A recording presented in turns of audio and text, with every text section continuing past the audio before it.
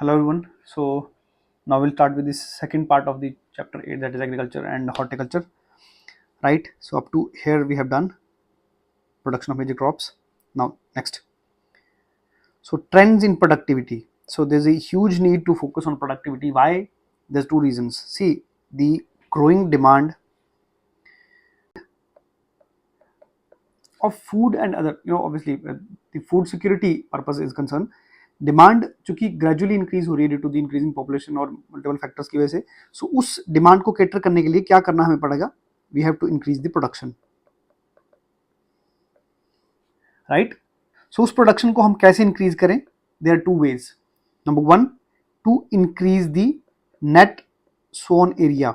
जिस एरिया में एग्रीकल्चर या जो फूड प्रोडक्शन हो रही है उसको बढ़ाएं, और अगर वो नहीं कर सकते then we have to increase the productivity. So there are two alternatives. अब नेट सोन एरिया को बढ़ाने का बहुत बड़ा स्कोप है नहीं, क्योंकि हमारे पास already we have reach the plateau, क्योंकि जो लिमिट है वो हमने पहुंच गई है एग्रीकल्चर एरिया में. हम बहुत ज़्यादा लेवल पे बढ़ा नहीं सकते एग्रीकल्चर एरिया को, उसमें जो सोन एरिया है. क्यों? क्योंकि जो लैंड है उसका अवेलेबिलिटी उतनी ज़्यादा नहीं है. सेकेंडली कमर्शियल एक्टिविटीज़ के लिए लैंड चाहिए, या फिर जो लैंड है वो सूटेबल नहीं है एग्रीकल्चर के लिए, जो भी कारण हो. So now comes the aspect of productivity. So क्यों ना हम पर यूनिट एरिया जो प्रोडक्शन है फूड का उसको बढ़ाएं, उसको प्रोडक्टिविटी कहते हैं. So agriculture productivity is driven by the host of factors. अब वो कैसे कैसे, मतलब क्या फैक्टर उसको आइडेंटिफाई करते हैं? These are irrigation, use of quality seeds, fertilisers, pesticide, extension services, rural infrastructure etcetera. So इन सब फैक्टर्स के ऊपर प्रोडक्टिविटी डिपेंड करती है, right? The potential of expanding the output through area expansion is relatively limited. जो हमने बात करी कि एरिया एक्सपेंशन नहीं हो सकता, नेट सोन एरिया उतना ही रहेगा या थोड़ा बहुत बढ़ सकता है.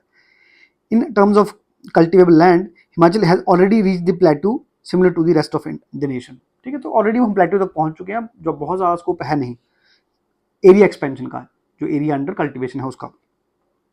As a result, increasing productivity levels and diversifying into the high value crops are both priorities of the government. Obviously the area used for the food production is gradually shrinking. We have seen the data. हम ये देखते हैं shift due to the shift towards the commercial crops. So जो conventional food crops थी या cereal crops हैं, उनके अंदर जो एरिया था वो gradually shrink हो रहा है. और भी कारण है, लेकिन majorly a shift towards the commercial crops, जो कि obviously high remunerative हैं, उसकी वजह से लोग shift कर रहे हैं towards the commercial crops. अब डेटा की बात करें तो it was around 853 कब की बात है ये? During the year of 97-98, which has increase to, sorry decrease to 755.93 this year 21-22 में. So it has decrease 1000 hectares की बात वो कर रहा है. ठीक है जी. नेक्स्ट, इससे सिर्फ एक ग्लिम्स लेना है कि जो एरिया अंडर कल्टिवेशन है या एरिया है वो धीरे धीरे घट रहा है. क्या कल्टिवेशन? जो फूड सिक्योरिटी के वो कन्वेंशनल आइटम्स हैं उसमें. और प्रोडक्टिविटी की बात करें, so productivity has always laid in this segment. Annual basis पर हम देखते हैं कभी प्रोडक्टिविटी मोस्टली ऊपर नीचे हो रही है, 2.24 2.20 के आसपास, यही ग्रेजुअल वो है, कोई बहुत बड़ा ड्रास्टिक चेंज नहीं है प्रोडक्टिविटी में. तो हमें डायरेक्टली वो प्रोडक्टिविटी पूछ सकता है, और productivity per hectare metric tonne में है.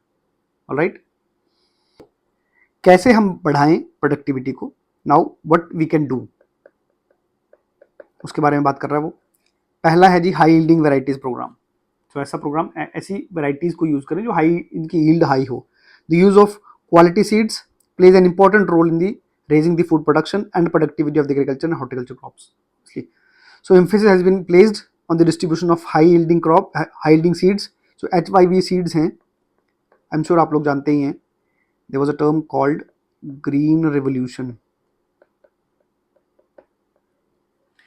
डिटेल में इसके बारे में पढ़ना, क्योंकि ऑब्वियसली इकोनॉमी का टॉपिक है ये. तो रिवोल्यूशन क्या हुआ था उसमें, क्यों हुआ था, कब हुआ था, वो सब बातें भी डिटेल में हम यहाँ पर नहीं कर सकते. लेकिन अगर ओवरऑल देखना हो, सो ग्रीन रिवोल्यूशन के थ्रू हमने इंडिया की फूड सिक्योरिटी को उस वक्त इंश्योर किया था. अलॉन्ग विद लोग पूरे वर्ल्ड में ही रिवोल्यूशन आया था, लेकिन इंडिया में हमने फूड सिक्योरिटी को कॉम्प्लीमेंट करने के लिए बहुत बड़ा योगदान है ग्रीन रिवोल्यूशन का. क्या हमने किया?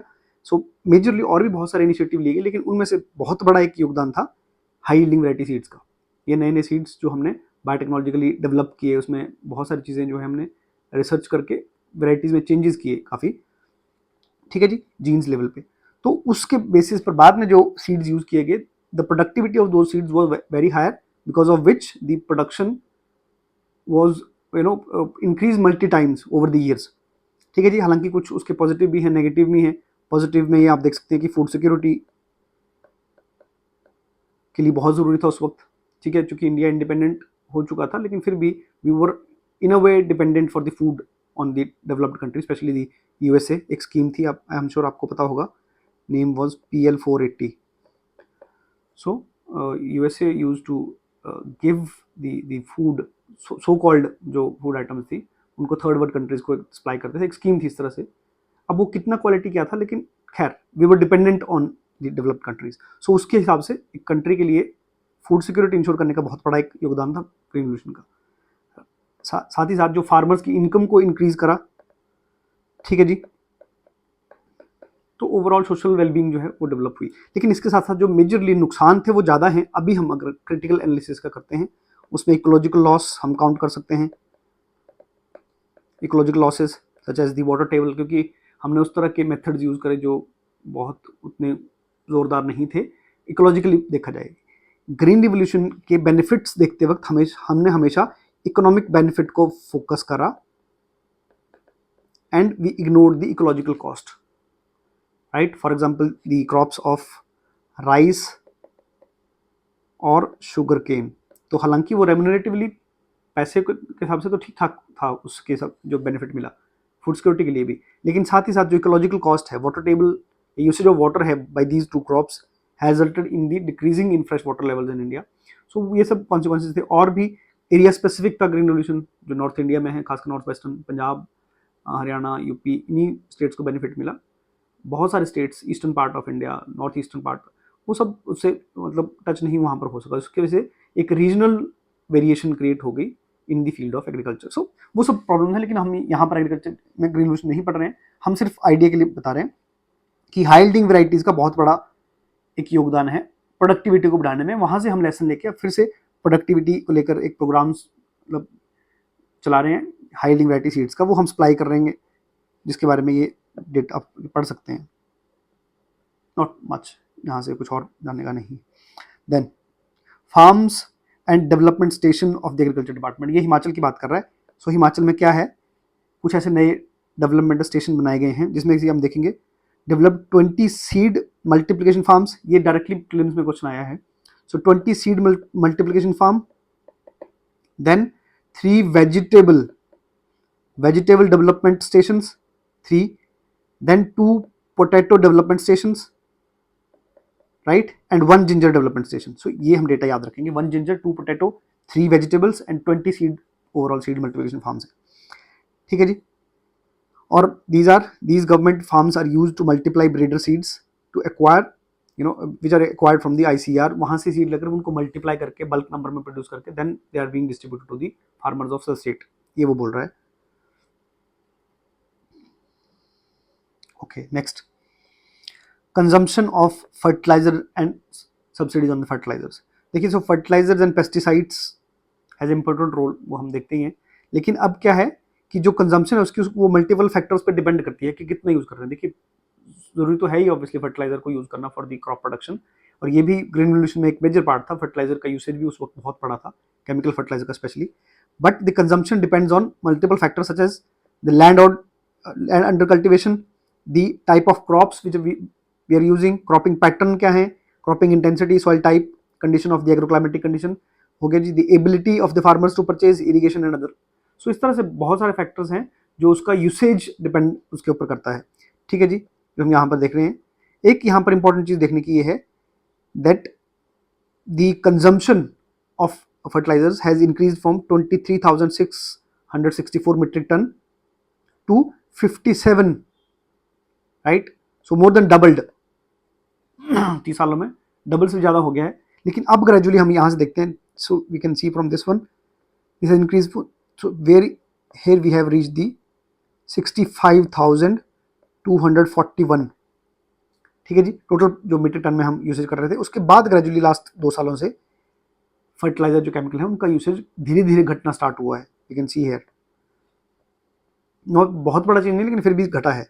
So as the chemical fertilizer and pesticides are gradually discouraged, a decline in the consumption can be seen throughout the year of 2021-22, right. अब वो क्या है, वो ऑब्वियसली क्योंकि केमिकल फर्टिलाइजर्स के जो है इकोलॉजिकल बहुत बड़े मतलब बुरे प्रभाव हैं, सो उसकी बेसिस पर और भी काफ़ी कारण है। तो केमिकल फर्टिलाइजर के बजाय नेचुरल तरीकों से या उस तरह से बायोलॉजिकल चीज़ें यूज़ करके, ताकि उसका जो केमिकल नेचर का जो इम्पैक्ट है वो कम किया सके, इसके लिए डिस्करेज किया जा रहा है, right. So this is all. Next, plant protection programme. So insects और पेस्ट जो है या डिजीज आउटब्रेक है, उनकी वजह से भी क्रॉप लॉस बहुत होता है। उस क्रॉप लॉस को भी अगर हम मिनिमाइज कर सकें या कम कर सकें, उसकी बेसिस पर भी हमें काफ़ी जो प्रोडक्शन है ओवरऑल वो बढ़ सकती है। So disease outbreaks are the hindrance in reaching the targeted output. To reduce the losses, appropriate measures are being implemented to maintain the insect pest and disease concentrations below the economic threshold. उसके कम करने के लिए अब government क्या है कि इसके लिए government is actually discouraging the chemical based insecticides और फंजीसाइड्स। तो नहीं गवर्नमेंट इतना को प्रमोट करना चाह रही है इंसेक्टिसाइड्स को या फंजीसाइड्स को जो केमिकल बेस्ड हैं। So instead the government is encouraging non chemical based techniques to safeguard the crops, जैसे कि, और उसके ऊपर क्या है, as a result it has been agreed to give 50% incentives to all the categories of farmers for the insect traps, layers, pheromone traps जैसे traps use करते हैं, लाइट ट्रैप्स हो गए, स्टिकी ट्रैप्स हैं, biopesticides, bio agents and botanical products जो भी और होंगे जो नेचर बेस्ड होंगे। सो बजाय केमिकल इस तरह के इंसेक्टिसाइड्स के, क्यों ना बायोलॉजिकल चीज़ें जो है यूज़ की जा सके, ताकि उसका केमिकल नेचर से जो सॉइल का सैलिनेशन हो रहा है या और भी इम्पैक्ट है उनको मिनिमाइज कर सके। Next initiative, soil testing programme. देखिए एक चीज़ और है यहाँ पर इंपॉर्टेंट पढ़ने की, जब भी हम एग्रीकल्चर सेक्टर को पढ़ेंगे इकोनॉमिक में, 3 पार्ट में हम उसको डिवाइड कर सकते हैं। हर एक चीज़ को, चाहे वो एग्रीकल्चर इनपुट्स हों या सब कुछ, 3 पार्ट में डिवाइड कर सकते हैं उसको हम। एक है जी pre farm, farm and post farm, इस लेवल पे। तो ये सारे हम सॉइल टेस्टिंग प्रोग्राम्स हो गए, राइट। सॉइल टेस्टिंग प्रोग्राम्स हैं, या हमने कल भी पढ़े थे किसान क्रेडिट कार्ड, राइट, या फिर लैंड रिफॉर्म्स हो गए। ये सब चीज़ें प्री फार्म एक्टिविटीज़ में आती हैं, ताकि हम एक प्रॉपर, देखिए क्रेडिट कार्ड का पर्पज़ क्या है, तो क्रेडिट सप्लाई जो है फार्मर्स को की जा सके, ताकि वो इनपुट्स अपनी अच्छे से मैनेज कर सके। सो ये सब चीज़ें सॉइल टेस्टिंग हो गई। साथ ही साथ सीड्स की हमने भी बात करी, हाई यील्डिंग वैरायटी की सीड्स जो हैं वो सप्लाई की जाएंगे, प्लांट प्रोटेक्शन प्रोग्राम, ये सब के सब प्री फार्म इनिशिएटिव्स हैं गवर्नमेंट के। सो 3 एरियाज की हम बात कर रहे हैं एग्रीकल्चर सेक्टर में, राइट। पहले हमने देखा प्री फार्म। अब प्री फार्म में हमने बात कर ली कि जो भी मेजर इनिशिएटिव्स होंगे, किसान क्रेडिट कार्ड हो गया, सॉइल टेस्टिंग हो गई, क्रेडिट सप्लाई है,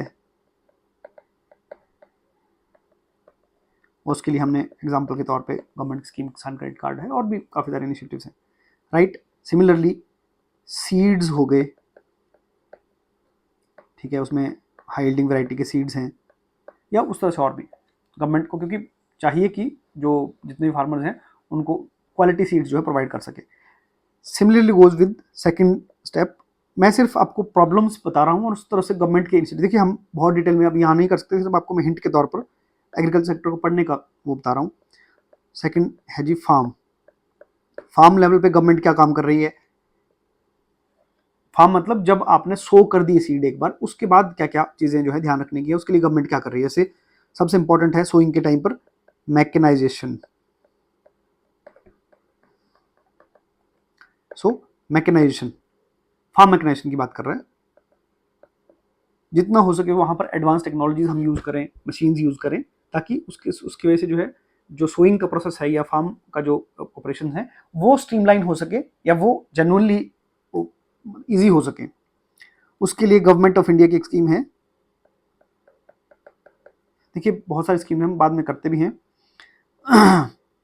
उसका नाम है समाम करके नाम है स्कीम का, सब मिशन ऑन एग्रीकल्चर मैकेनाइजेशन। देखिए इनको पढ़ने से पहले एक प्रॉपर स्कीम्स के बारे में थोड़ा सा इंट्रोडक्शन ले लें हम। देखिए जो हमें एग्रीकल्चर सेक्टर की स्कीम पढ़नी, सबसे इंपॉर्टेंट स्कीम एग्रीकल्चर सेक्टर की है वो है जी कृषोन्नति योजना। This is very important scheme. Also इसको कहा गया है ग्रीन रिवोल्यूशन 2.0 के नाम से। अब इसमें क्या किया गया है, मल्टीपल स्कीम्स है इसके अंदर, अराउंड 11 डिफरेंट स्कीम्स जो ऑलरेडी भी एग्रीकल्चर सेक्टर में रन हो रही थी उनको क्लब कर दिया गया अंडर दिस अम्ब्रेला स्कीम। क्या नाम है, कृषोन्नति। कौन कौन सी, बहुत सारी हैं, अभी डिटेल में उनको उतना पढ़ नहीं सकते क्योंकि ऑब्वियसली वो नहीं है। जैसे कि हम देखते हैं स्कीम्स में फूड सिक्योरिटी मिशन था पहले, नेशनल फूड सिक्योरिटी मिशन पढ़ चुके हैं उसके बारे में काफ़ी कुछ। सेकेंडली एक हॉर्टिकल्चर को लेके आप देखते हैं इसके बारे में, जब हम हॉर्टिकल्चर सेक्टर पढ़ेंगे तब देखेंगे। MIDH mission for integrated development horticulture. Third very important scheme है जी national mission on sustainable agriculture, बहुत इंपॉर्टेंट स्कीम है, NMSA। Then fourth SMAE sub mission on agriculture extension, sub mission on agriculture extension schemes हैं। Then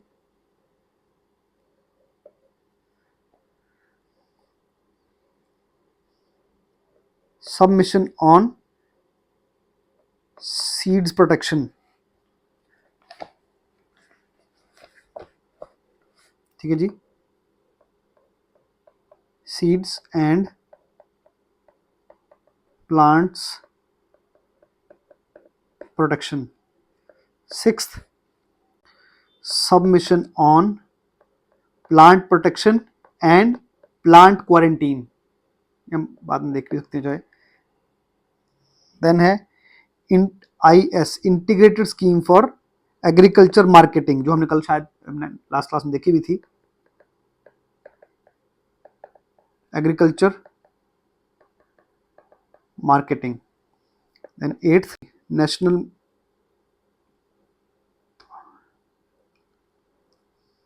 sub mission on agriculture mechanisation. Then national governance programme for agriculture. और भी एक दो schemes हैं जो integrated agriculture extension की के बारे में कुछ हैं, if I am not able to recall, but anyway इस तरह की 11 डिफरेंट स्कीम्स थी जिनको under this umbrella scheme Krishonnati Yojana green revolution 2.0 इसके अंडर ये इनको सबको क्लब कर दिया गया है। सो ये सारी स्कीम जो हैं ये डेवलप की जाएंगी, इनमें से बहुत सारी स्कीम्स इन्हीं 3 एरियाज में फॉल करेंगी। प्री फार्म, फार्म के बारे में देख लिया हमने, एक तो मैकेनाइजेशन, दूसरा ये अलग से स्कीम है। देन कमिंग सेकंड फार्म की हम बात कर रहे थे, सब mission on agriculture mechanisation. Then next है इंपॉर्टेंट, जब आप सो कर देते हैं एग्रीकल्चर में सबसे इंपॉर्टेंट चीज क्या है इनपुट्स में, आपका फर्टिलाइजर है जो हमने बात करी अभी, फर्टिलाइजर को धीरे धीरे राशनलाइज कर रहे हैं या फिर बायोलॉजिकल फर्टिलाइजर को यूज करने का प्रमोट कर रहे हैं। साथ ही साथ इरिगेशन। सो इरिगेशन का बहुत इंपॉर्टेंट एस्पेक्ट है खासकर हिमाचल में, क्योंकि हम देखते हैं, हमने बात करी थी 80% के आसपास एरिया जो है रेनफेड है, डायरेक्टली जो इरिगेशन का इंफ्रास्ट्रक्चर है वो नहीं है। तो उसके लिए क्या हम कर सकते हैं, फोकस, क्योंकि इतना बल्क में पानी तो हम नहीं, इधर पॉसिबल नहीं है। सो उसके लिए इनोवेटिव तरीके, नए नए जो साइंटिफिक डेवलपमेंट्स हैं वो डेवलप करेंगे, किसके लिए, for the purpose of irrigation, और उसमें भी बेनिफिशियल एफिशिएंट तरीके से इरिगेशन हो सके। For example micro irrigation, precision तरीके से कम मतलब अमाउंट ऑफ वाटर में ज़्यादा से ज़्यादा हम इरिगेशन कर सकें, उसके बारे में है ये माइक्रो इरिगेशन। और उसमें जैसे स्प्रिंकल हो गए या इस तरह के बहुत सारी चीज़ें यूज़ कर सकते हैं हम। साथ ही साथ इरिगेशन में दूसरा है फ्लो इरिगेशन। फ्लो इरिगेशन में mostly the development of cools, I hope आप पता क्या है कूल्स है। सो नेचुरल मेथड्स को यूज करके फ्लो इरिगेशन में भी, राइट। सो ये सब हो गया, ये हम करेंगे इरिगेशन के बारे में बाद में। सो ये ऑन फार्म इनपुट्स हैं। साथ ही साथ हमने प्लांट प्रोटेक्शन के बारे में पढ़ा, जो इंसेक्टिसाइड फंजीसाइड के बारे में हम बात कर रहे थे, या फिर नेचुरल बेस्ड ट्रैप्स वगैरह यूज़ करना है so as to protect your crop from the natural insects. साथ ही साथ हम जानते हैं वाइल्ड एनिमल्स का भी बहुत बड़ा प्रॉब्लम है, ठीक है जी। सो उसके लिए सोलर फेंसिंग, ये सब स्कीम्स हैं। थर्ड इंपॉर्टेंट है जी post farm. This is the most important step in agriculture. Output को एनहांस करने के लिए, आउटपुट का बेनिफिट गवर्नमेंट का कितना मिलेगा, इसको इंश्योर करने के लिए the third step has than important role to play, right. और उसमें क्या क्या है, कैसे आप फूड प्रोसेसिंग के ऊपर मेजरली फोकस किया जाएगा। फूड प्रोसेसिंग हो गई, मार्केटिंग हो गई। एक स्कीम है जी संपदा, हम यहाँ पर कर नहीं सकते क्योंकि स्कीम के बारे में बाद में करेंगे। रफ्तार, आई होप आपने सुना होगा नाम ये सब का। रफ्तार स्कीम है, ये सब गवर्नमेंट ऑफ इंडिया की स्कीम्स हैं। मेगा फूड पार्क्स,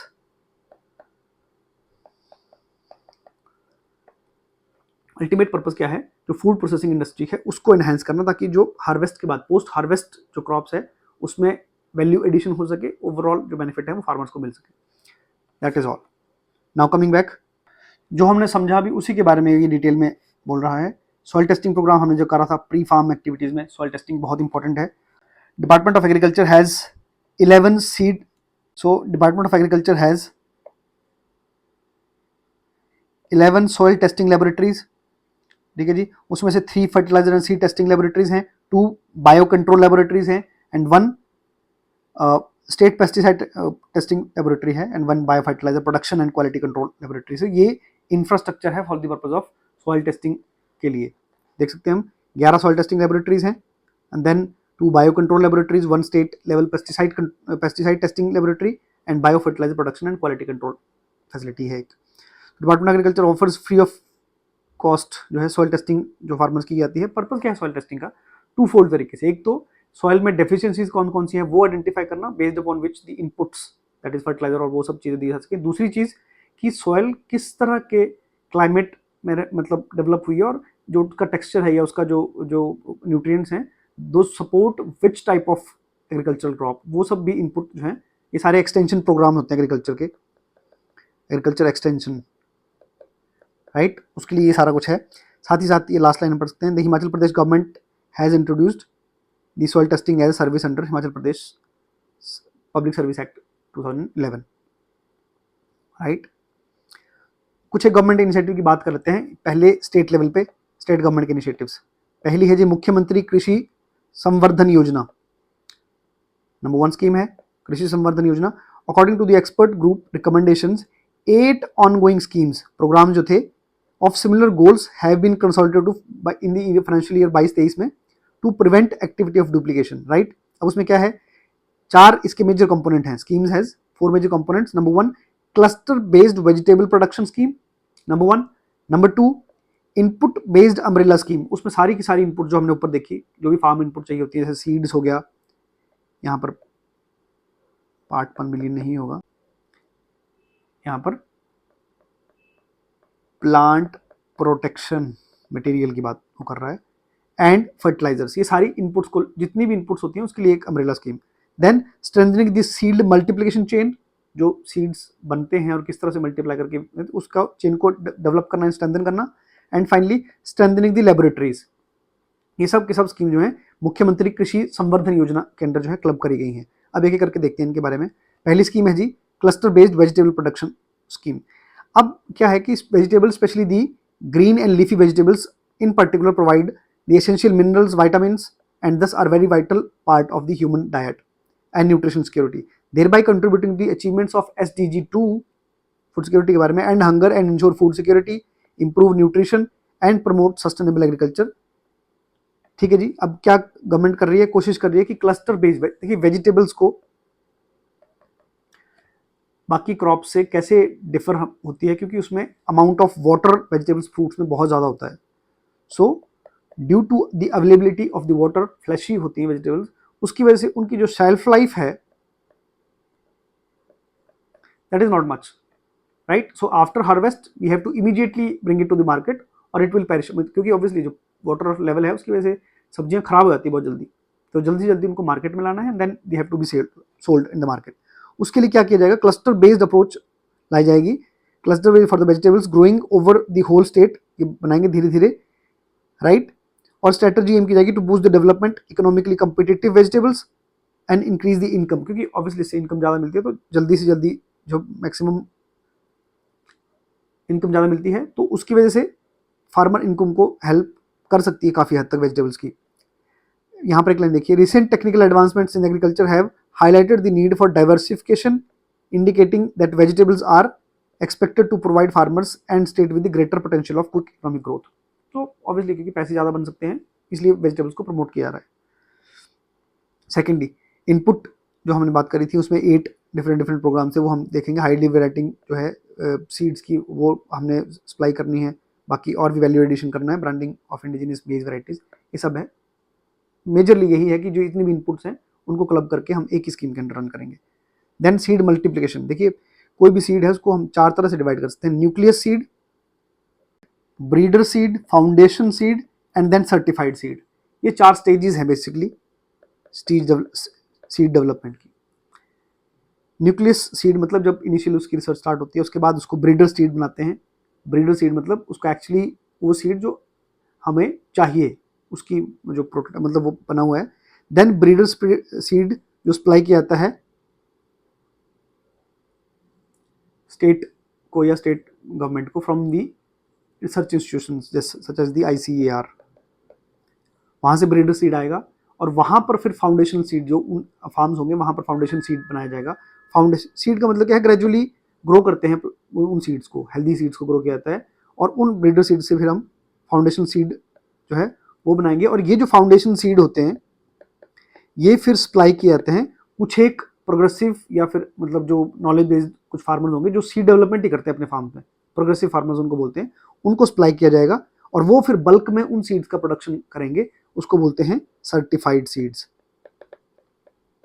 और ये सर्टिफाइड सीड्स फिर पैकेजिंग करके नॉर्मल फार्मर्स को सप्लाई किए जाते हैं। So these are the 4 stages, उसके बारे में लिखा है कि किस तरह से इसके मल्टीप्लिकेशन करना है, that too with quality of seeds in the states reducing the reliance on. अब चूंकि ये सीड्स मोस्टली हम नेबरिंग स्टेट से, हरियाणा हो गया, पंजाब हो गया, वहाँ से मोस्टली इंपोर्ट करते थे, इसलिए क्यों ना हम ऐसा करें कि स्टेट लेवल पर भी ऐसे इस तरह के सीड्स का डेवलपमेंट हम किया जा सके ताकि जो डिपेंडेंस है ऑन दी नेबरिंग स्टेट वो कम किया जा सके। ऑन दिस फार्म्स ये देखिए currently 36 departmental farms cultivate various crops including paddy, मैश हो गया, सोयाबीन है, वीट, ये सब कुछ। Around 17,000 quintals of the foundation seed of various crops are being generated annually which is then replicated as certified seeds by the progressive farmers of the state। जो हमने बात करी अभी, प्रोग्रेसिव फार्मर्स जो सीड्स बनाते हैं बल्क में और फिर वो सप्लाई किए जाते हैं पूरे स्टेट को। देन लास्ट कंपोनेंट है स्ट्रेंथनिंग लेबोरेटरीज, जो हमने ऊपर बात करी, डिफरेंट लेबोरेटरी हैं, उसमें 17 सॉइल टेस्टिंग लेबोरेटरी हैं, 3 फर्टिलाइजर टेस्टिंग लेबोरेटरीज हैं, 2 बायो कंट्रोल लेबोरेटरीज हैं, 1 each soil pesticide testing control laboratory and bio fertiliser production and quality control laboratory. उसमें एक इंपॉर्टेंट चीज जो प्रीलिम्स में बन सकती है, that is 2 biocontrol labs are also working in the district of Kangra and Mandi. ये प्रीलिम्स में डायरेक्टली पूछ सकता है 1 लाइनर टाइप में। कौन सी? बायोकंट्रोल लैब्स जो हैं। नेक्स्ट, मुख्यमंत्री कृषि उत्पादन संरक्षण योजना। अब ये भी, इसमें भी 3 जो प्लांट प्रोटेक्शन हमने बात करी, प्लांट प्रोटेक्शन की, ये भी कंपोनेंट है किसका? फार्म का या प्री फार्म या फार्म की स्टेज का।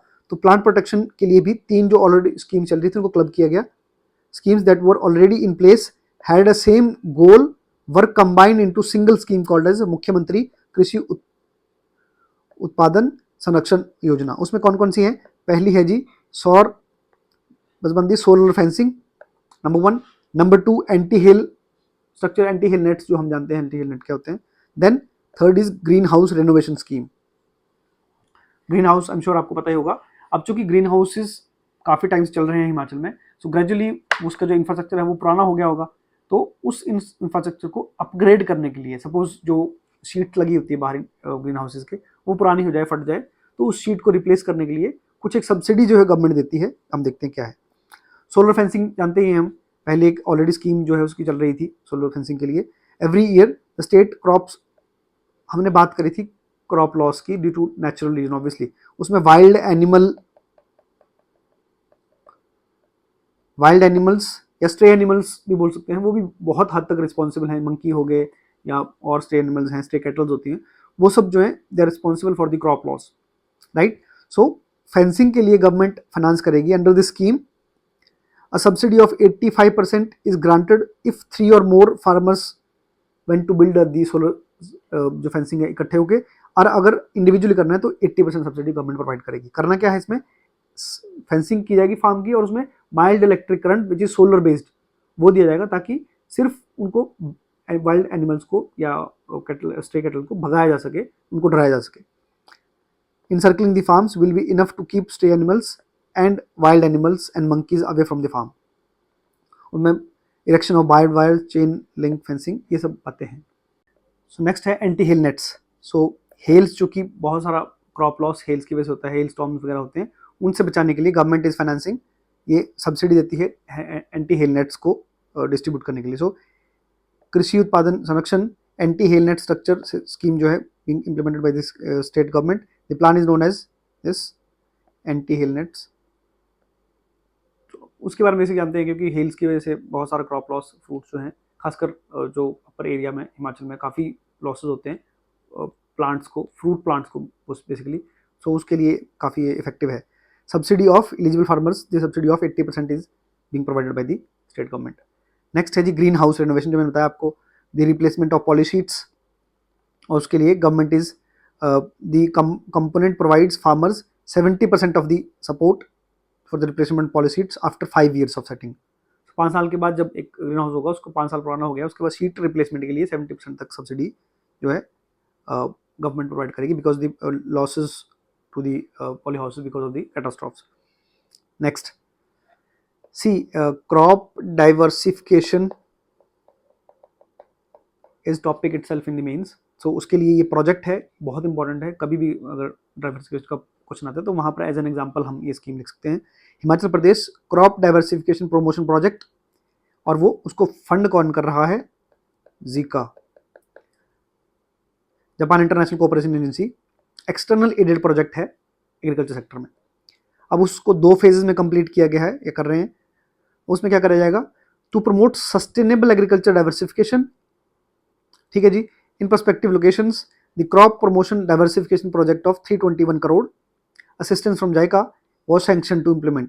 So the major objectives क्या हैं, were to increase the area and production of vegetables through crop diversification, to increase the income of the small and marginal farmers, to build infrastructure for irrigation, farm access to the roads, marketing and post harvest। जो मैंने 3 stages बताई थी, उन तीनों stages को, pre farm, farm and post farm, उन तीनों stages को कलेक्टिवली क्लब करके उन तीनों पे काम करने के लिए क्या बोल रहे हैं वो, चाहे वो क्रॉप डाइवर्सिफिकेशन की बात हो, इनकम बढ़ाने की बात हो, इंफ्रास्ट्रक्चर बनाना है इरिगेशन का, access to the roads, marketing and post harvest, ये सब चीज़ों पे काम करेंगे जो ये फंड मिला है 321 करोड़ पहले स्टेज में, right. To organise the farmers into groups to take irrigation system operations, maintenance and to train the and capacitate the Department of Agriculture in the field of extension. Himachal Pradesh Agriculture Department, Himachal Pradesh Agriculture Development Society carried out the project, right?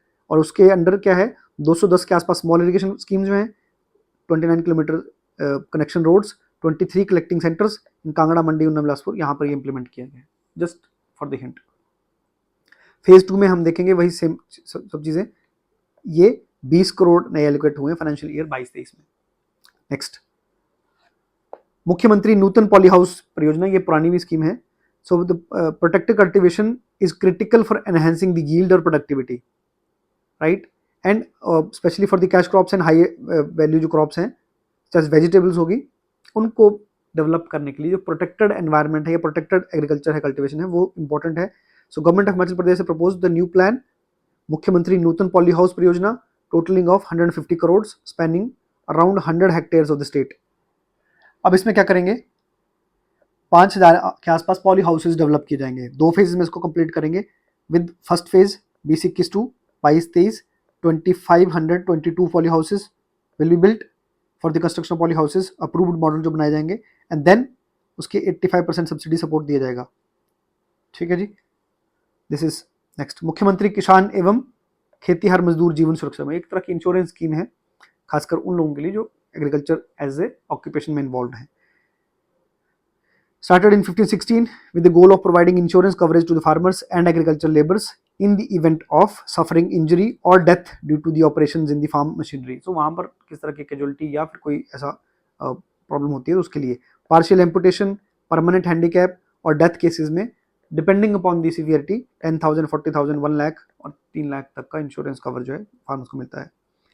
Then agriculture marketing, Himachal Pradesh agriculture and horticulture produce marketing development and regulation act 2005, it govern agriculture marketing, और उसके लिए marketing board है Himachal Pradesh state agriculture marketing board, and 10 जो है district agriculture produce marketing committees हैं, APMCs जो हैं वो डेवलप हुई हैं 10, ठीक है। ग्रोवर्स आर सर्व्ड बाई 71 जो छोटी मार्केट्स, छोटी मंडीज हैं, 71 मार्केट यार्ड्स, 10 बड़ी जो है एपीएमसी मंडीज हैं, और उसमें छोटी जो सब मार्केट्स हैं दैट इज 61 या जो सब यार्ड्स हैं। साथ ही साथ जो प्राइसेस होते हैं those are being published daily basis पर, रेडियो पर, दूरदर्शन पर, न्यूज़पेपर वगैरह पर, so as to make sure कि वहाँ पर ट्रांसपेरेंसी से फंक्शनिंग हो रही है। साथ ही साथ जो ई नाम प्रोजेक्ट है, देखिए इंपॉर्टेंट है ये हम इकोनॉमिक क्लास में पढ़ सकते हैं। ई नाम project this is also being implemented in the state, कुछ एक मंडी जो है इसमें इंट्रोड्यूस करी गई है ई नाम। नेक्स्ट स्कीम है जी प्राकृतिक खेती खुशहाल किसान योजना। बेसिकली इसमें 2-3 चीज़ें प्रमोट की थी। जीरो बजट का मतलब क्या है? Zero budget natural farming means overall जो इनपुट कॉस्ट है फार्मिंग की उसको हम डिक्रीज करें। देखिए अल्टीमेटली फार्मर्स की इनकम को बढ़ाने के कुछ एक तरीकों में से एक तरीका ये भी है कि आप इनपुट कॉस्ट जो है उसको कम कर दें, फार्मर्स की इनकम बढ़ेगी, साथ साथ में जो एनवायरनमेंट को लॉस होगा वो भी कम हो जाएगा अगर हम इस तरह के केमिकल फर्टिलाइजर का इनपुट बंद कर दें। सो ऑब्वियसली एक तो इकोनॉमिकल जो बर्डन था फार्मर के ऊपर वो खत्म हुआ, साथ ही साथ जो नेचर के ऊपर इकोलॉजिकल बर्डन था वो भी खत्म हुआ इसके लिए।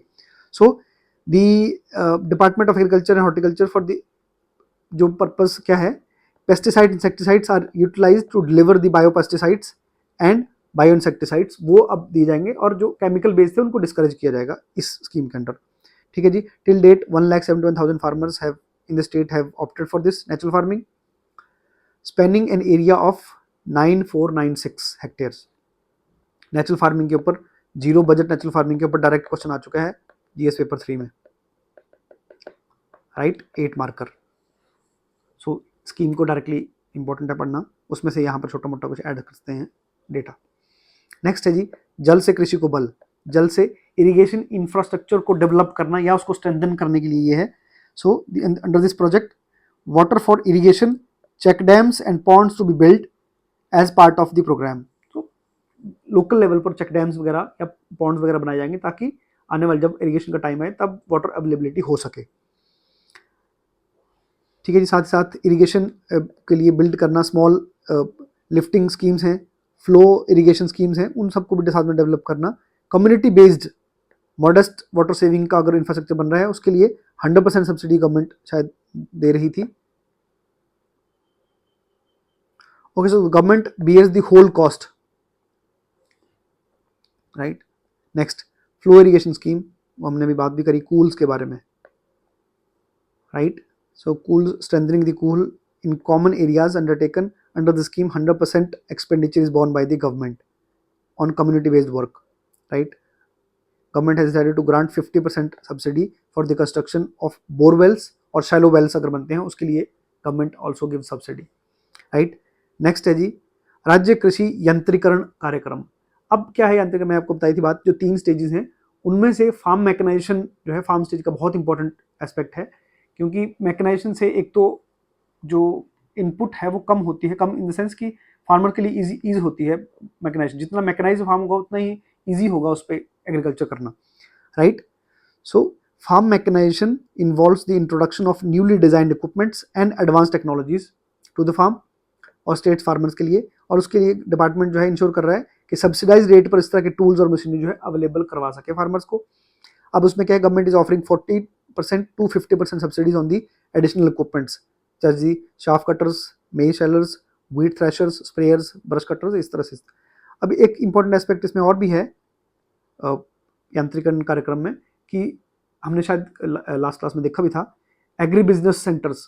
सो वो लोग जो एक्चुअल में बड़ी मशीनरी नहीं खरीद सकते हैं उनके लिए इस तरह के इक्विपमेंट जो है ट्रायल मतलब उस तरह से बेसिस पर, आर्ली बेसिस पर या जिस तरह से भी उनको अवेलेबल करवाए जाएंगे ताकि उनको हायरिंग कर सके, हायरिंग बेसिस पर, और बाद में उनको वापस कर सके। So farmers don't have to own the big equipments और बिग मशीन्स, वो एग्री बिजनेस के थ्रू या इस तरह के सेंटर्स के थ्रू गवर्नमेंट जो है कोशिश कर रही है कि फार्मर्स को प्रोवाइड कर सके। मुख्यमंत्री कृषि कोष योजना, और उसके लिए कृषि या एग्रीकल्चर सेक्टर के लिए डेडिकेटेड एक फंड है कृषि कोष, और उसमें मेजरली फोकस करेंगे farmer produce organisation with a little resources और डिफिकल्टी ऑफ कंस्ट्रक्टिंग इंफ्रास्ट्रक्चर। खुद क्योंकि अपने लेवल पर फार्मर प्रोड्यूस जो है उनके पास उतना फिजिकल कैपेसिटी नहीं है, पैसे नहीं होते उतने, तो उसके लिए गवर्नमेंट जो है वो प्रमोट करेगी, और ताकि साथ ही साथ इस तरह के कलेक्टिव जो एफर्ट्स हैं वो इंफ्रास्ट्रक्चर डेवलपमेंट में हेल्प कर सकें, जैसे कि ग्रेडिंग सेंटर्स हैं, पैकेजिंग मशीनरीज हैं, ट्रांसपोर्ट व्हीकल, स्टोरेज ग्राउंड, ये सब वो बना सकें कॉमन लेवल पर, कम्युनिटी लेवल पर ये बन सके, और उसमें एफपीओ जो है अपना रोल जो है प्ले कर सकें। उसके लिए हमारा कृषि कोष जो योजना है मुख्यमंत्री स्टेट गवर्नमेंट की। नेक्स्ट है जी कृषि से संपन्नता योजना। सो द इंस्टीट्यूशन, ये भी इंपॉर्टेंट स्कीम है जो कि नई है। IHBT which is in Palampur, CSIR का स्टेशन है, वो हींग की कल्टीवेशन जो है हाई एल्टीट्यूड एरिया में, लाहौल स्पीति में या आपके और भी एक दो एरियाज में, स्पीति वाला एरिया, किन्नौर में, चंबा में, यहाँ पर वो एक्सपेरिमेंटिंग मतलब कर रही है और काफ़ी सक्सेसफुल रिजल्ट उसके आए हैं। हम जानते हैं कि हींग जो है मोस्टली पहले इंपोर्ट किया जाता था इंडिया में, राइट, और उस इंपोर्ट की वजह से एक तो इंपोर्ट डिपेंडेंस है, और जहाँ से वो इंपोर्ट आते थे अफगानिस्तान उस वाले एरिया से, वहाँ पर इंस्टेबिलिटी होने की वजह से सप्लाई डिसरप्टिव होती थी, और उस डिसरप्टिव सप्लाई की वजह से प्राइजेस ऊपर नीचे होते रहते थे। तो technically India was dependent for the हींग रिक्वायरमेंट। उसके लिए क्यों ना इन एरियाज़ को या इन नई वेराइटीज़ को हम एक्सप्लॉइट करें, और उसके लिए ये स्कीम है, इसके अंडर जो है इसको फाइनेंस कर रही है गवर्नमेंट, क्योंकि IHBT जो इंस्टीट्यूशन है उन्होंने इसकी सक्सेसफुल टेस्टिंग करी है इन सब एरियाज़ में, जैसे स्पीति हो गया, किन्नौर हो गया, चंबा हो गया। Similar climate conditions for the saffron growth are in particular good और various sections of state. Saffron, so दो मेनली क्रॉप्स को, सैफरॉन और हींग, इसके लिए ये है। So with important ideal growing circumstances of both the crops in mind, the कृषि से संपन्नता योजना is being implemented in the state। Financial year 22-23 में budget of 3 crore has been established. तो ये तो स्कीम होगी जो स्टेट गवर्नमेंट रन कर रही है। अब आते हैं कुछ सेंट्रल स्पॉन्सर्ड स्कीम्स के बारे में, हालांकि हम डिटेल में पढ़े इनके बारे में ज़्यादा कुछ नहीं करेंगे, हिंट इनका देखते हैं, बट थोड़ा इनका हिंट सा देख लेते हैं। राष्ट्रीय कृषि विकास योजना, या इसको रफ्तार भी कहा जाता था, मैंने पहले बताया था आपको। So to expand agriculture and allied sector, the scheme is main goal is to incentivize the state to increase public investment in agriculture and allied sector, provide flexibility and autonomy to the states। ठीक है जी, based upon the agroclimatic conditions, technology, natural resources to ensure that the local needs और crop priorities जो है उनको met किया सके, इसके basis पर जो स्कीम को इम्प्लीमेंट किया गया। State government is actually getting finance by the government of India for the scheme. अब उसमें क्या है, department of agriculture, industries, horticulture is involve. Under this schemes budget allocation of 27 crore has been approved in for the financial year 22-23। Scheme के बारे में हम अलग से पढ़ सकते हैं, रफ्तार बहुत इंपॉर्टेंट स्कीम है गवर्नमेंट ऑफ इंडिया की। National bamboo mission, right, so national bamboo mission जो है ये एक सब स्कीम है MIDH के अंडर, हम देखते हैं।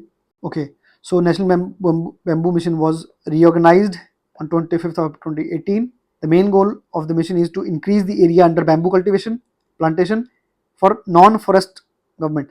अब क्या है, पहले प्रॉब्लम क्या था कि बैम्बू को एज अ ट्री ट्रीट किया जाता था, बाद में फिर गवर्नमेंट ने चेंजेस करके bamboo is being started as treated as a grass, तो ताकि उसकी जो कल्टिवेशन के बाद में उसका जो हार्वेस्ट है वो हम ट्री फेलिंग में ना आए, ग्रीन फेलिंग में आता है अदरवाइज, सो उसमें ना आए, इसको ग्रास की तरह ट्रीट किया जाए ताकि इसको जल्दी से जल्दी हार्वेस्ट करके लोग जो है बैम्बू को बेच सकें, उससे पैसे कमा सकें। नेक्स्ट, इसके बारे में पढ़ सकते हैं हम कि क्या क्या इसमें गवर्नमेंट इनिशिएटिव ले रही है पोस्ट हार्वेस्ट में बैम्बू में, किस तरह से कल्टीवेशन होगा या उसके बाद हार्वेस्ट करके किस तरह से उसको यूज़ किया जाएगा फॉर द इंडस्ट्रियल और कमर्शियल पर्पज़ के लिए, वो हम देख सकते हैं। नेक्स्ट है जी क्रॉप इंश्योरेंस। क्रॉप इंश्योरेंस में दो स्कीम्स मिलनी है, प्रधानमंत्री फसल बीमा योजना एंड सेकंड है जी restructured weather based insurance scheme, ठीक है, इसके बारे में लिखा हुआ है काफ़ी कुछ, बेसिकली वही डिटेल जो स्कीम की है वही स्टेट गवर्नमेंट में इम्प्लीमेंट इसको किया जा रहा है। यहाँ से हम देख सकते हैं total 1,78,200 farmers have been insured for the kharif season of 2021 and rabi 2021-22 season, ठीक है जी। Support for the state extension programmes for extension reforms, agriculture technical management agency ATM ATMA उसको बोलते हैं, ठीक है जी, programme under the national mission on agriculture extension and technology, जो कि sub mission on agriculture extension, same जो हमने पढ़ा था अभी कृषि उन्नति योजना के अंडर एक स्कीम है, उसी के अंडर ये देखिए। एक्सटेंशन क्या है? एक्सटेंशन का मतलब है कि जो नॉलेज एक्वायर करी गई है at the level of lab, that is being distributed to the farmers, क्योंकि वहां पर उसका असली यूसेज है। जितनी भी टेक्नोलॉजिकल इनोवेशन है और भी बहुत सारी चीजें हैं, वो सब के सब सर्विसेज जो हैं from lab to the land shift की जा सके। That is what we call as extension services in the field of agriculture, right. उसके बारे में एक अम्ब्रेला स्कीम है, the agency which is implementing is agriculture technology management agency which is under the national mission of agriculture extension, ठीक है जी। उसके बारे में ही है to create competition amongst the farmers for achieving the best agriculture sector, कृषक पुरस्कार योजना is also being launched in the state under the scheme, a budget provision of, ठीक है जी। सो वो फार्मर्स जो बहुत अच्छा कर रहे हैं इस फील्ड में, एग्रीकल्चर फील्ड में, उनको फैसिलिटेट करने के लिए कृषक पुरस्कार योजना भी इम्प्लीमेंट की जा रही है। नेक्स्ट है जी submission on seed and planting material. ये सारे मिशन जितने भी हैं, ये सब मैंने आपको जो बताया, right from the crop insurance to सब, ये कृषोन्नति योजना के ही पार्ट हैं, जो गवर्नमेंट ऑफ इंडिया की स्कीम है उसी के अंदर डिफरेंट पार्ट्स हैं जिनके बारे में बात कर रहे हैं, ठीक है जी। सो बजट भी हम देख सकते हैं कितना कितना किस स्कीम में बजट है। Quality seeds are the most effective means for increasing agriculture production and productivity. Some mission will cover the entire gamut of seed chains, the nucleus seed to supply to farmers sowing, ठीक है जी। ये सारा infrastructure के बारे में बात कर रहा है। Strengthening the protection of plant varieties, farmer rights authority and to encourage development of new varieties of plant. So ये सब इसके अंदर इम्प्लीमेंट किया जा रहा है। 5 करोड़ फाइनेंशियल ईयर 22-23 के एलोकेट किए गए हैं दिस पर्टिकुलर स्कीम के लिए फॉर द स्टेट। सब मिशन ऑन एग्रीकल्चर मैकेनाइजेशन, इसके बारे में हम कर चुके हैं। अब इसमें इंपॉर्टेंट चीज़ें क्या हैं कि access to the freshly developed equipments, technology, contemporary machinery, gender sensitive equipments under this programme, ठीक है। जेंडर सेंसिटिव मतलब कि जो अगर फीमेल वर्कर्स हैं उनके लिए भी इस तरह की मशीनरी जो है ईजी टू हैंडल या इस तरह से हो सके, वो सब भी चीज़ें ध्यान में रखी जाए, सेंसिटाइज हो। अब उसमें क्या है main, small and marginal farmers and women farmers group receive 50% subsidy on the agriculture mechanization equipments के लिए, such as tractors, power tillers, power weeders, ये सब के लिए। और अदर फार्मर्स को 40% सब्सिडी जो है गवर्नमेंट देती है, right. Additionally under this plan custom hiring centres, जो हमने कल बात करी थी कि जो एग्री बिजनेस सेंटर्स होंगे या कस्टम हायरिंग सेंटर जो है प्राइवेट लेवल पे भी और गवर्नमेंट लेवल पे भी, वो इंश्योर किए जाएंगे हर एक एरिया में डेवलप हो, ताकि वो फार्मर जो मार्जिनल फार्मर्स हैं, बहुत छोटा फार्म है उनका, मतलब 1 हेक्टेयर छोटा फार्म है, तो वो ट्रैक्टर रख के क्या करेंगे। Similarly so they can hire a tractor on temporary basis और उसके बाद अपना काम करके then they have to send it back. So उस तरह से उनको हायरिंग के लिए इस तरह के इक्विपमेंट्स मिल सके, वो भी गवर्नमेंट इंश्योर कर रही है कस्टम हायरिंग सेंटर्स के थ्रू। फाइनेंशियल ईयर 22-23 में budget allocation of 20 crore for the farm mechanization के लिए एलोकेट किए गए हैं। Then national mission on sustainable agriculture, this is very important for the mains, without exception हर साल क्वेश्चन आता है यहाँ से, इसी सब मतलब नेशनल मिशन का सस्टेनेबल एग्रीकल्चर का हर साल क्वेश्चन आया मेंस में, 4 नंबर हो या 8 नंबर हो। अब क्या है ये नेशनल मिशन, प्रोडक्टिविटी जो है सस्टेनेबल एग्रीकल्चर की, productivity of sustainable agriculture is reliant on the quality and accessibility of natural resources like water and soil. तो जितना इजीली अवेलेबल होगा वाटर और सॉइल, उसके अकॉर्डिंगली ही प्रोडक्टिविटी जो है डिपेंड करती है। अब देखिए वो बोल रहा है सस्टेनेबल तरीके से एग्रीकल्चर हमें करना है, उसके लिए वो फोकस क्या करेगा, सो सुटेबल साइट स्पेसिफिक मेथड्स, ऐसे जो एरिया स्पेसिफिक मॉड्यूल्स हों वो डेवलप किए जाएंगे, साइट स्पेसिफिक मेथड्स हों, agriculture expansion may be maintained, right? Therefore, developing rain-fed agriculture and conserving natural resources together hold the key in meeting the state's rising food need. अब क्या किया जाएगा कि जो रेन फेड एग्रीकल्चर है उसको develop किया सके, उसके बारे में मेजरली काम करेंगे वो। अब ऐसा इंफ्रास्ट्रक्चर बनाया जाएगा ताकि रेन फेड एग्रीकल्चर को थोड़ा वो डेवलप किया सके, right? NMSA has been developed to increase agriculture output, particularly in the region that get rainwater. जहाँ जहाँ रेन वाटर होता है उन सब एरियाज को डेवलप करने। The programmes various elements include monitoring, modelling and networking of the climate change, sustainable agriculture as well as rain fed area development programme, agriculture development initiatives, climate change and sustainable agriculture. So basic purpose क्या है कि बहुत hardcore तरीके से agriculture का reforms उस तरह से आउटराइटली नहीं करना है, बल्कि सस्टेनेबल तरीके से, खासकर उन एरिया जो कि रेनफेड है वहां पर क्या क्या इनिशिएटिव ले सकते हैं। इसके 4 मेजर कंपोनेंट हैं, लेकिन वो जब स्कीम पढ़ेंगे तब हम देखेंगे, अभी यहाँ पर इतना पढ़ने की जरूरत नहीं है। मेजर 4 कंपोनेंट हैं। This scheme is very important for the mains, ये अलग से पढ़ के जानी पड़ेगी। इसके कंपोनेंट क्या क्या हैं, ऑब्जेक्टिव्स क्या हैं, या इसका रिजल्ट के बारे में थोड़ा बहुत हम पढ़ सकते हैं। परंपरागत कृषि विकास योजना, ठीक है। अब जो ये भी एक पार्ट है। दिस योजना इज अंडर NMSA। अब क्योंकि सस्टेनेबल तरीके से अब डेवलप कर रहे हैं, परंपरागत कन्वेंशनल मेथड्स को यूज करके, mobilise farmers in clusters to certify their own organic goods, promote organic farming, right? और जो ऑर्गेनिक फार्मिंग या नेचुरल फार्मिंग है वो हम already being developed by Subhash Palekar, उसको हम ऑलरेडी इंप्लीमेंट कर चुके हैं, ठीक है। State has already using Subhash Palekar natural farming methods. The great emphasis is being placed on the Paramparagat Krishi Vikas Yojana as an analogy, ठीक है जी। Under the schemes budget provision of 10 crores has been kept for the financial year 22-23। किसके लिए? परंपरागत कृषि विकास योजना। National project on soil health and fertility, ये भी हम बात कर चुके हैं, उसके बारे में ये देख लेना पढ़कर क्या क्या है इसमें।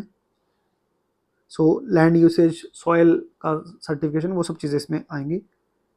नेशनल फूड सिक्योरिटी मिशन, ये भी कृषि उन्नति योजना का ही एक अंडर पार्ट है। वो जानते ही हैं फूड सिक्योरिटी मिशन क्या है, उसमें क्या क्या प्रोग्राम्स गवर्नमेंट रन कर रही है।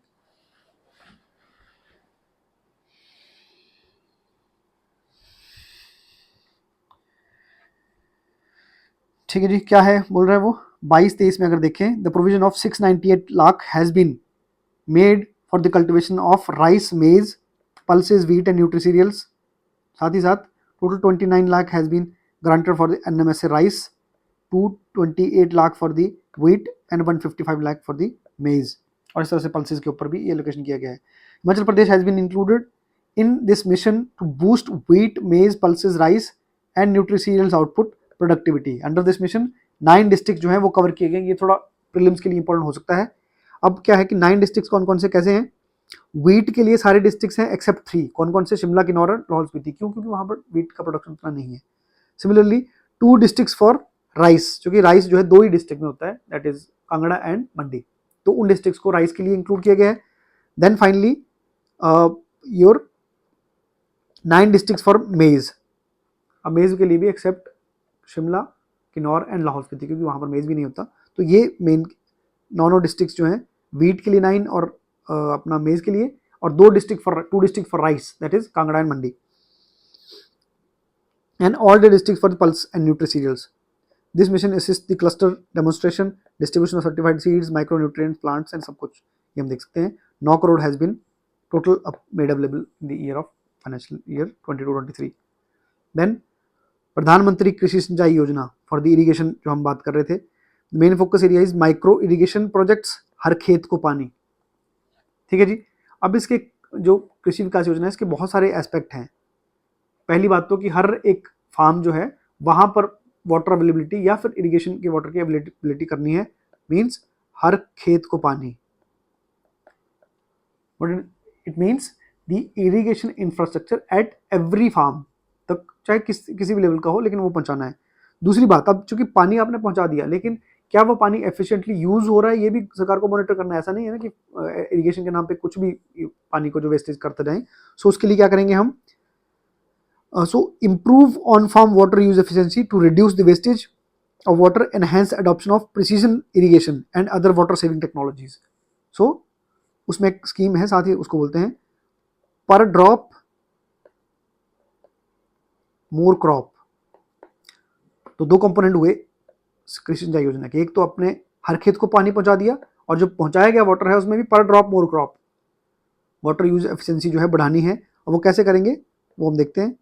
So it makes introduction of the sustainable water preservation practices and optimization of water resources per drop more crop, right? उसमें न्यू इरिगेशन फैसिलिटीज होंगी, माइक्रो इरिगेशन होंगी, प्रिसिजन होंगी, ड्रिप इरिगेशन, स्प्रिंकलर इरिगेशन, इस तरह से यूज करेंगे। और scheme के लिए 10 crore has been allocated for this year. This is also very important scheme for the government of India, Pradhan Mantri Kusum योजना, प्रधानमंत्री किसान ऊर्जा सुरक्षा एवं उत्थान महाअभियान। अब क्या किया जाए, आपने इरिगेशन फैसिलिटीज तो अवेलेबल करा दी, लेकिन जिस एनर्जी सोर्स पे वो इरिगेशन फैसिलिटी रन होगी वो भी बहुत इंपॉर्टेंट है देखना, क्योंकि मोस्टली बहुत सारे फार्म्स जो हैं हिमाचल में खासकर वो ग्रिड कनेक्टेड नहीं है, वहाँ पर ग्रिड से इलेक्ट्रिसिटी नहीं होगी ऑब्वियसली। तो उसके लिए क्यों ना हम बजाय एनर्जी सोर्स जो कि ग्रिड से है उसको स्टैंड अलोन सोलर बेस पर सोलर एनर्जी को एक्सप्लॉइट करके हम उसको सोलर एनर्जी प्रोवाइड करें for the farm utilization. So solar energy is sustainable alternative and has large potential to meet the most agriculture operation. So उसमें solar pumps होंगे या और तरह के भी ऑपरेशन हैं, उसके लिए गवर्नमेंट इंसेंटिवाइज करेगी, ठीक है। Increase output productivity of the distant locations where energy is expensive compared to the solar photovoltaic pumps. This initiative would give 85% support to the small and marginal farmers and 80% support to the medium and large farmers. किसके लिए? To install solar pumping technology, Kusum Yojana बहुत important है। This year 1000 के आसपास solar pump जो है वो target installation है 2022-23 का, with the cost of 7.51 crore. And lastly national e governance programme जो एग्रीकल्चर का है। ई गवर्नेंस का मतलब क्या है कि टेक बेस्ड इंफॉर्मेशन टेक्नोलॉजी का यूसेज करना है एग्रीकल्चर सेक्टर के लिए, ठीक है जी, हम देख सकते हैं। नेक्स्ट है जी हॉर्टिकल्चर। हालांकि हॉर्टिकल्चर हम एग्रीकल्चर के साथ पढ़ रहे हैं, लेकिन horticulture itself is a stand alone topic. क्यों?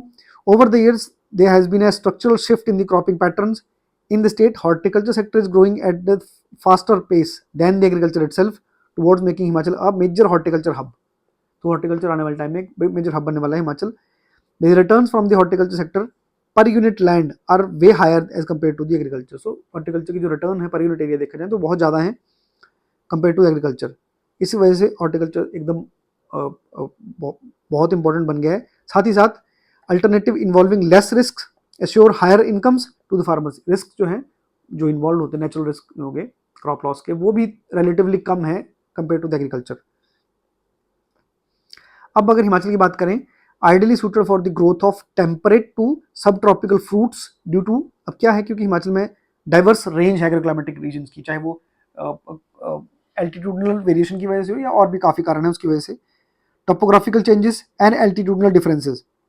सो एडिशनली हॉर्टिकल्चर प्रोडक्ट्स इंक्लूडिंग, अब हॉर्टिकल्चर का मतलब क्या है, फ्लावर्स हो गए, मशरूम्स हैं, हनी हो गया, हॉप्स है, ये सब चीज़ें हम ओवरऑल हॉर्टिकल्चर में काउंट करते हैं, right. The government of Himachal Pradesh is committed to farmer centric programs identifying horticulture sector as one of the growth engines of the state, right। अगर देखा जाए area, horticulture crops, the area under horticulture crops increased from 792 hectares sorry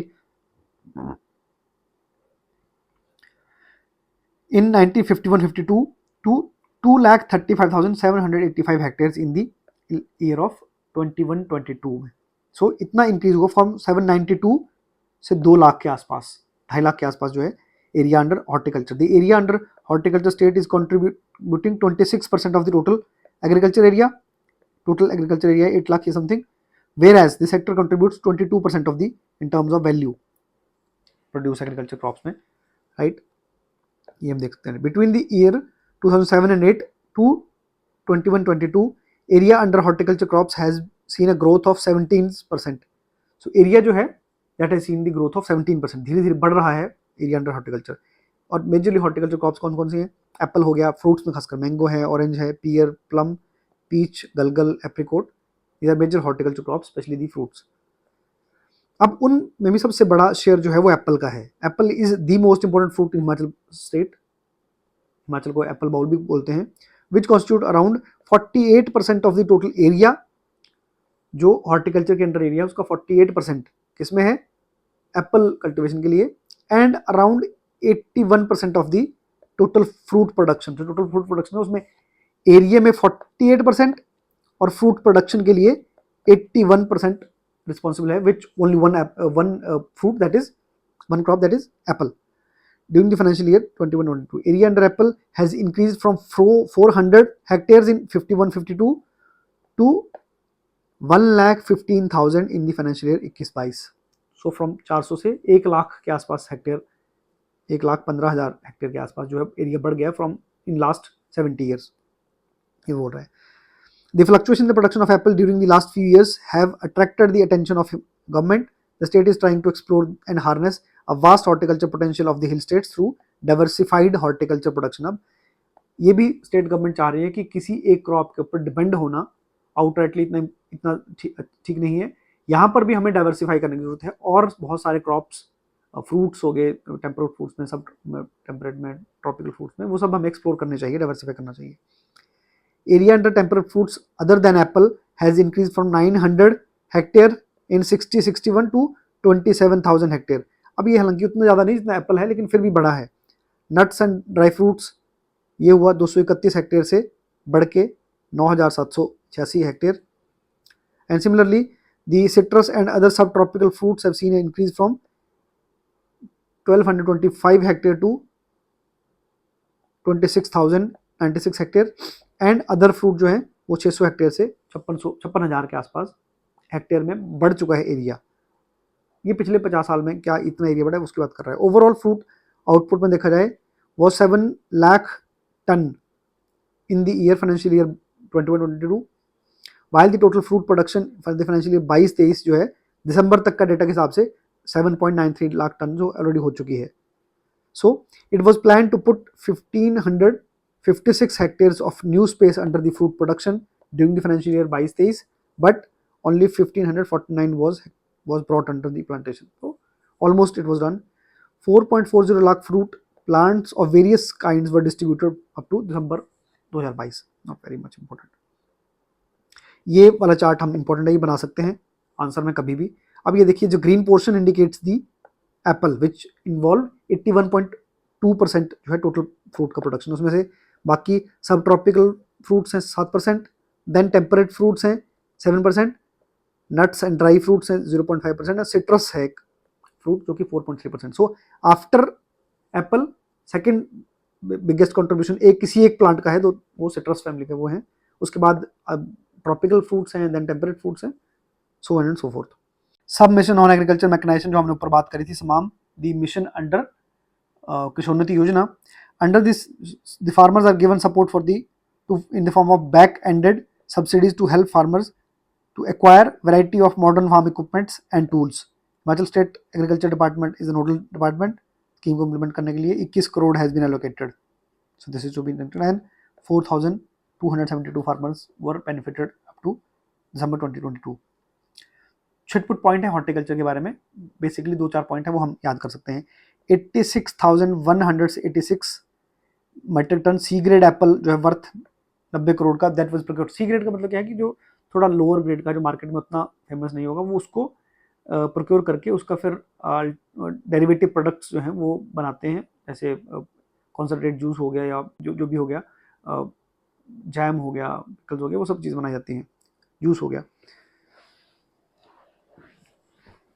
सो 22-23 के year में 90 करोड़ का worth 86,186 के आसपास metric ton procure किया गया. Total 381 hectare was put under the commercial flower production during the financial year 21-22 in an effort to diversify horticulture. So fruit production के साथ में फ्लावर प्रोडक्शन को भी बढ़ावा दिया जा रहा है. सो फ्लावर प्रोडक्शन के लिए भी करा गया इतना area, while 138 hectare was under the production of flower is till the December 2022. In order to produce market flowers, there are 9 different farmer cooperative societies operating in Kangra, Lahaul Spiti and Solan and Hamirpur districts. Bee keeping is also important aspect of horticulture. So and other ancillary horticulture activities also encouraged. 2102 metric ton of honey has been produced under the beekeeping program पिछले साल में. During financial year 21-22, 437 metric ton of pasteurized compost for the mushrooms which was produced and distributed through the department offices in Solan, Rampur, Bajaura, Palampur. ठीक है जी. Compost development हो गया किसके लिए, वो मशरूम डेवलपमेंट के लिए. प्रोग्राम्स एंड स्कीम्स जो स्टेट में चल रही हैं, स्टेट स्कीम्स हैं. Horticulture developmental scheme HDS, the part of HDS 4676 power sprayers, 1700 के आसपास power tillers and 238 power tiller, ये सब जो है प्रोवाइड किए गए to the orchard, subsidies to the orchardist during the financial year 22-23 में. हिमाचल खुम्ब विकास योजना, खुम्ब मीन्स मशरूम्स आई होप.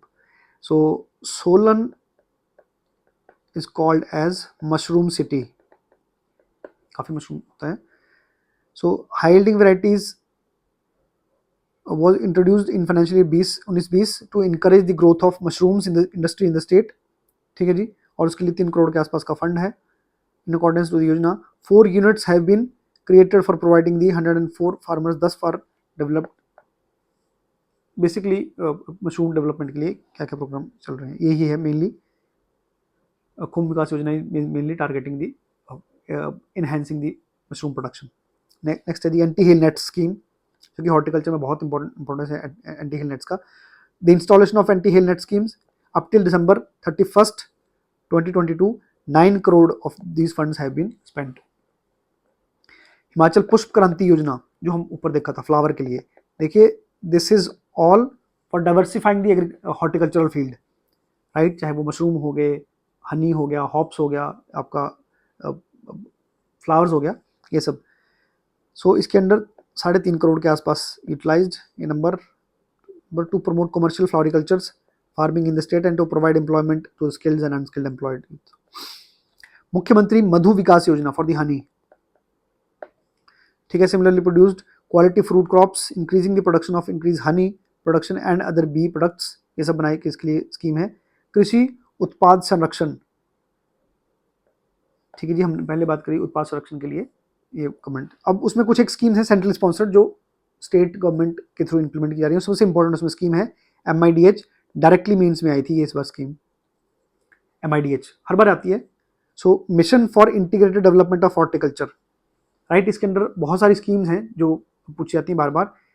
एक लास्ट ईयर एक स्कीम आई थी,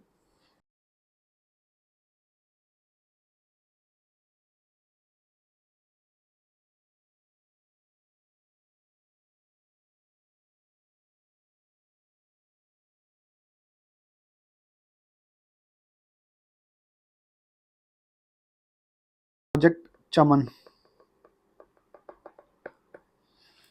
ये भी इसी के अंडर एक प्रोजेक्ट है.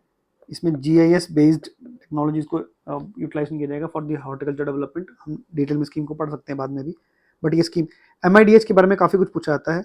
So the mission provide subsidies ranging from 40 to 85% to the farmers for the horticulture activities like growing fruits, flowers, vegetables species near gardens, mushroom production, green house, ये cultivation, ये सब के लिए डिफरेंट जो subsidies हैं वो provide की जाती हैं. Government of India is running the programme.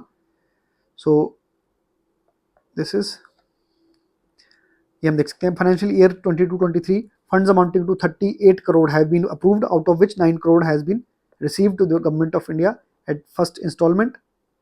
और टोटल नंबर ऑफ 2,67,000 फार्मर जो हैं उससे बेनिफिट हुए हैं 2003 से लेकर 2022 तक. नेक्स्ट है प्रधानमंत्री कृषि सिंचाई योजना पर ड्रॉप मोर क्रॉप, जो हम पढ़ भी चुके हैं, उसके बारे में ही और सब चीजें हैं ये हम देख सकते हैं. राष्ट्रीय कृषि विकास योजना रफ्तार के बारे में है, जो हमने पहले भी देखी स्कीम, सेम वही है लेकिन वो हॉर्टिकल्चर सेक्टर के लिए भी ऑपरेट की जा रही है. Restructured weather based insurance scheme जो हमने 2 पढ़ी थी इरिगेशन की स्कीम्स, उसमें जो हमने 2 पढ़ी थी, एक वेदर बेस्ड इंश्योरेंस स्कीम थी और एक और थी. Himachal Pradesh marketing corporation HPMC, this is very important. State public undertaking, सरकारी कंपनी है, स्टेट पब्लिक अंडरटेकिंग है. was established with the objective of marketing fresh fruits, vegetables, processing and the unmarketable surplus of the produce, marketing the processed products. So इसके लिए बनाई गई थी. During the financial year 21-22, HPMC has registered the overall turnover of 113 crore, which is highest ever in the history of HPMC. So उसका turnover जो है 113 करोड़ के आसपास रजिस्टर हुआ है, और with the net profit of 2.88 crore. Right, the state government has continued the policy of market intervention for mango, apple and citrus. Market intervention मतलब government intervene करती है. ठीक है, इसमें क्या करती है गवर्नमेंट, बहुत सी चीज़ें और भी हैं, हम देखते हैं. एप्पल हो गया, सिट्रस हो गया, ये गवर्नमेंट प्रोक्योर करती है, सपोर्ट प्राइस उसका पब्लिश करती है. बेसिकली जो नेक्स्ट है जी, HPMC है successfully operating 4 controlled, this is very important for the prelims purpose, ये हमें याद करने पड़ेंगे. HPMC is operating 4 controlled atmospheric stores. These are very important for prelims. तो ये पूछ सकते हैं. Growing areas of district Shimla, 4 जो कंट्रोल CA स्टोर्स हैं डिस्ट्रिक्ट शिमला में. नंबर 1 जडोल टिक्कर कोटगढ़ में है 640 metric ton. Then Gumma Kotkhai 640 metric ton. Uddi Kumarsain 700 metric ton. Rohru 700 metric ton. In the sum total capable of storing 2680 metric ton of the apple produce, controlled atmosphere में वहाँ पर store करने के लिए. Setting up of 1 model vegetable pack house and cold store at Nadaun, that is district Hamirpur, वहाँ पर भी चल रहा है काम. And another pack house along with the cold store room for packaging and grading of the fruits, vegetables, flowers and culinary herbs at Ghumarwin district Bilaspur. ठीक है, ये 2 जो हैं उसके लिए फाइनेंशियल असिस्टेंस जो है ग्रांटिंग एड मिल चुकी है फ्रॉम दी, कहाँ से, agriculture processed food products export development authority APEDA से. For both the facilities the vegetable packs house at Nadaun will be made operational very soon and the Ghumarvi facility is likely to be completed by the February 2023. Next है granting aid in tune of 8 crores have for the upgradation of apple juice concentrate AJC plant at Parmanu has been received, और वो same APEDA से ही, right. साथ ही साथ the upgraded plant has started commercial operations in 2018 जो बना था. HPMC is also carrying out the production of AJC fruit processing plant at Jadol. So 2 food processing plant है, पहले एक था परमाणु में ही, अब दूसरा है कहाँ पर, जगह है जी जरोल सुंदरनगर में, Mandi. As well as the total AJC production of at both the plants during last 5 years इज बिलो. ये एप्पल जूस जो है कॉन्सेंट्रेट उसका बनता है, उसकी प्रोडक्शन है लास्ट 5 years की. The fruit processing plant Parwanoo district Solan have 3 types of processed food products that are manufactured: AJC apple juice concentrate, the apple aroma tetra pack of 200 and apple cider vinegar. ये सब चीज़ें जो हैं वहाँ पर बनती हैं. Further at fruit processing plant Jarol Sundernagar district Mandi the various types of processed food products, that is concentrate, jams, squashes, pickles, wines, ये सब वहाँ पर बनाई जाती हैं.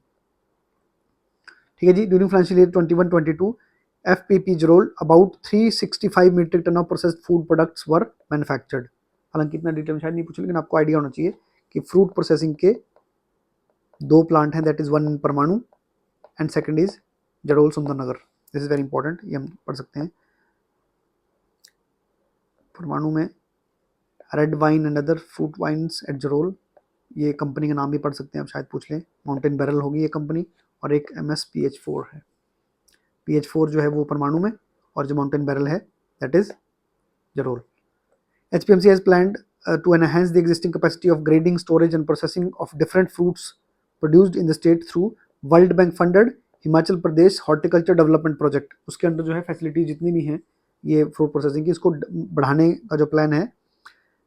The process is enhancing overall storage capacity of CA stores from existing 26,280 metric ton to 7,328. यहाँ तक ले जानी है जो कंट्रोल्ड एटमॉस्फेयर या उस तरह के जो स्टोर्स हैं उनकी capacity. This is underway. HPMC setting up new CA stores at Reckong PO. ये पूछ सकते हैं प्रीलिम्स में कि नए स्टोर कहाँ बन रहे हैं, जो पुराने हैं चलो बने हैं, नए स्टोर कहाँ बन रहे हैं. Reckong PO district Kinnaur, Chachyot district Mandi, under this same Himachal Pradesh horticulture development project. और फिर the storage capacity of 250 metric ton and 500 metric ton respectively. Additionally, new grading and packaging facilities are being built at Tattapani Shimla, Rohdu Shimla, Gibong Kinnaur, Chot Mandi, and these of each of these packaging facilities has a capacity of 10,000 metric ton each season. ठीक है जी. साथ ही साथ under the World Bank funded horticulture development project a contemporary एजे apple juice concentrate processing facility at Parala that it can crush 200 metric ton of apple. ये हम देख सकते हैं, लेकिन बन रही है कहाँ पर? पनाला में. The plant is winery will produce 1 lakh litres of the wine जो है पर ईयर. पराला फैक्ट्री में 2000 लीटर के आसपास पर आवर पैकेजिंग होती है ड्रिंकिंग वाटर. और ये भी डिस्ट्रिक्ट शिमला में. हॉर्टिकल्चर डेवलपमेंट प्रोजेक्ट के अंदर also upgrade to current food processing plants at Jadol district Mandi and Parwanoo district Solan. इनको अपग्रेड करने का भी प्लान है. Both facilities are now undergoing upgrades which should be finished in the second quarter next year. In addition to the aforementioned, it is also proposed that winery at HPMC FPV Sidol Mandi will be upgraded from the current capacity of 30,000 liter to 70,000 per year under the World Bank funded Himachal Pradesh Horticulture Development Project.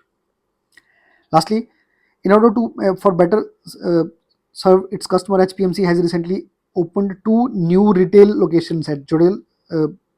2 new retail location that is Jarol Sundarnagar district Mandi में NH21 के ऊपर इस highway पे close to the HPMC. And second Jabli Solan में. ये 2 outlet जो हैं HPMC ने ओपन करे हैं. A flagship store of HPMC goods is also being planned to build at Parwanoo with funding from the same project that is Himachal Pradesh Horticulture Development Project. So that is all for this chapter. Thank you so much.